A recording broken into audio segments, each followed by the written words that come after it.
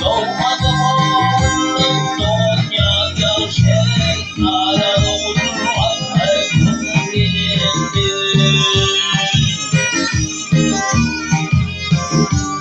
Doğmadım oldum dünyaya şeytana uğramak bilindir.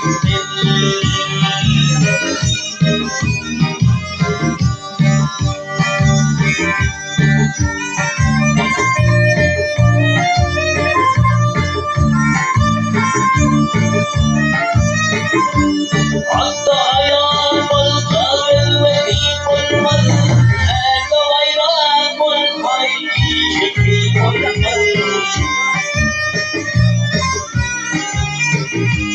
Savaşmayı boşi bittiğin olmaz, kıya bakın deyip ya ederim.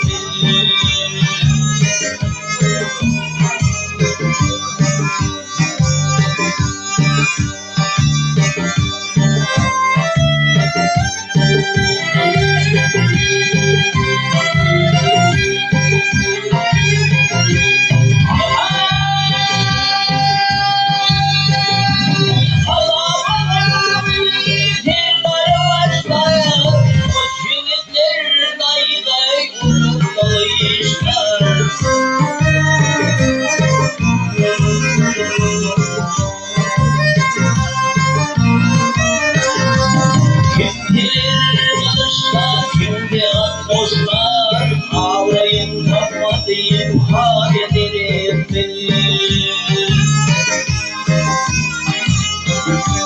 Kimseler boşlar, kimseler işler. Ağlayın kapatayım hal ederim beni.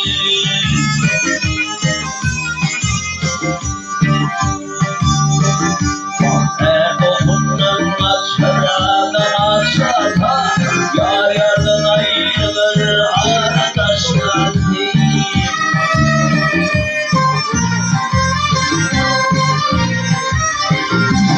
Yaman hatun yan şehirde duşuldu, başını girdirir gayedir bilir.